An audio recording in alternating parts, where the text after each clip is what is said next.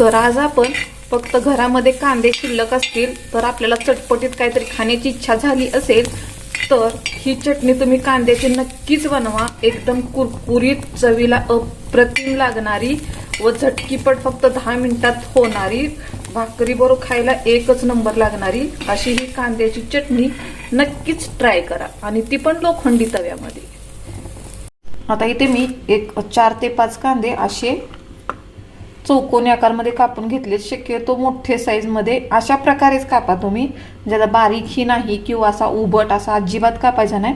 अशा प्रकारे चौकोनी आकारमध्ये आपण हे कांद्याचे काप करून घेतलेत, किंवा कांदा चिरून घेतलाय म्हटलं तरी चालेल। तर आता आपण काय करायचं आहे, ही चटणी लोखंडी तव्यात करा, त्याच्याने चव अप्रतिम लागते। तर आपण तवा गरम करायला ठेवूया।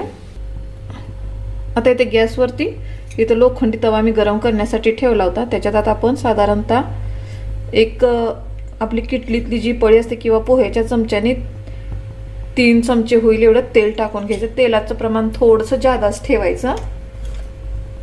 आता याच्यामध्ये आपलं हे तेल गरम झाल्यानंतर थोडीशी मोहरी टाकूया, थोडेसे जिरे टाकूया। हे दोन्ही छान तडतडल्यानंतर एक अर्धा चमचा हळद टाकूया। आता हे सगळं तेलामध्ये छान असं गरम झाल्यानंतर आता आपण जे चिरलेले कांदे ते टाकून घेऊया। तुमच्याजवळ जर भाजीला काही नसेल आणि तुम्हाला चटपटीत खाण्याची जर इच्छा झाली असेल तर नक्कीच ही रेसिपी ट्राय करा, झटकीपट होते। आता आपण ही कांदा भाजून घ्यायचा। लक्षात ठेवा मीठ थोडंसं उशिरा टाकायचं, नाहीतर आपल्याला लवकर कांदा भाजून घ्यायचा आहे म्हणून आपण लगेच टाकतो। तर अजिबात का, तर हे अशा कांद्याच्या पाकळ्या आहेत ना, ह्या सुटसुटीत होऊ द्यायच्या, तरच तुमची कांद्याची चटणी छान लागते। नाहीतर मीठ डायरेक्ट टाकलं तर ते मऊ होतं। त्या शिजल्यासारख्या आपल्याला भाजलेली करायची। आता पूर्ण तुम्ही बघू शकता ह्या मोकळ्या झालेत। एक 10 मिनिटात तयार होते ही चटणी।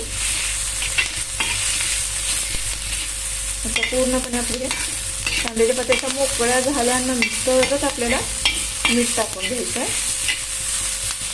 तुम्ही बघू शकता त्याचा कलर असा सध्या पूर्ण असा कच्चा असल्यासारखा, त्याचा कलर बदलेपर्यंत आपल्याला छान असं भाजून घ्यायचं आहे। आता आपल्याला यात चवीनुसार मीठ टाकून घेऊया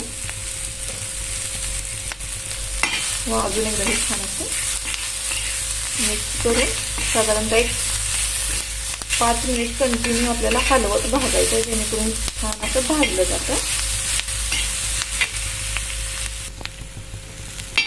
आता साधारणतः एक 5 ते 7 मिनिट कंटिन्यू आपण तव्यामध्ये भाजल्यानंतर तुम्ही बघू शकता त्याचा कलरही पूर्ण बदलला आहे व आपला कांदाही छान असा तव्यात भाजला गेला आहे। आता याच्यात आपण आपला घरगुती काळा मसाला, तुम्हाला जेवढी तिखट हवी आहे तेवढी, शक्यतो कांदे पण तिखट असतात त्यामुळे प्रमाणात थोडं कमीच टाका।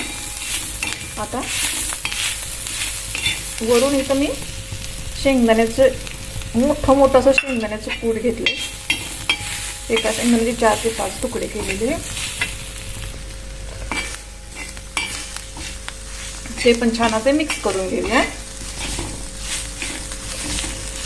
आता गॅस पूर्ण कमी करायचा। आपली चटणी तयार झाली आहे, तर अजून थोडंसं सामान टाकायचं बाकी।